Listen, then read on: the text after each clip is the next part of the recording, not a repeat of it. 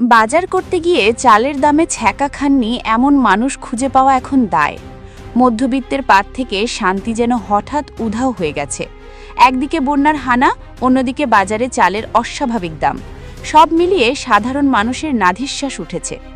এই কঠিন পরিস্থিতিতে সাধারণ মানুষের ভাতের থালায় স্বস্তি ফিরিয়ে আনতে এবার কড়া পদক্ষেপ নিয়েছে বাংলাদেশ সরকার। দেশের বাজার নিয়ন্ত্রণে আনতে প্রতিবেশী দেশ ভারত থেকে বিপুল পরিমাণ চাল আমদানির দুয়ার খুলে দেয়া হয়েছে। সরকারের এই সিদ্ধান্তে আনন্দের হাওয়া বইছে ওপার বাংলার ব্যবসায়ীদের মাঝেও।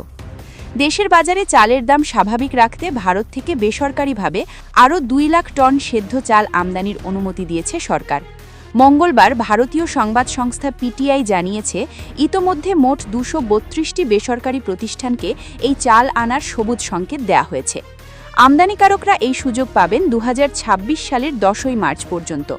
মূলত সাম্প্রতিক বন্যায় ফসলের ব্যাপক ক্ষতি হওয়ায় বাজারে কমে গিয়েছিল চালের সরবরাহ এবং দামও বেড়েছিল হুহু করে। পরিস্থিতি সামাল দিতে 2025-26 অর্থবছরের জন্য মোট 9 লাখ টন চাল আমদানির লক্ষ্যমাত্রা ইতোমধ্যে ঠিক করেছে খাদ্য মন্ত্রণালয়। এর মধ্যে 5 লাখ টন বেসরকারিভাবে এবং 4 লাখ টন সরকারিভাবে আনা হবে। নতুন এই 2 লাখ টন চাল আগের অনুমোদিত 5 লাখ টনের বাড়তি হিসেবে যুক্ত হয়েছে।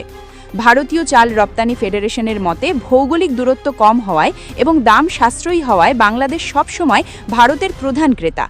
বর্তমানে আন্তর্জাতিক বাজারে পাকিস্তানের চালের তুলনায় ভারতের সাদা চালের দাম অনেক কম, যা টন প্রতি $351 থেকে $360। ফলে ভারত থেকে চাল এলে বাংলাদেশের বাজারে দাম দ্রুত কমে আসবে বলে আশা করা হচ্ছে। তবে চাল এনে কেউ যাতে অবৈধভাবে মজুত করতে না পারে, সেজন্য সরকার কঠোর শর্ত দিয়েছে। আমদানিকৃত চাল সরাসরি বিক্রি করতে হবে বস্তা ধরে এবং বিক্রির সব তথ্য জানাতে হবে স্থানীয় খাদ্য কর্মকর্তাদের।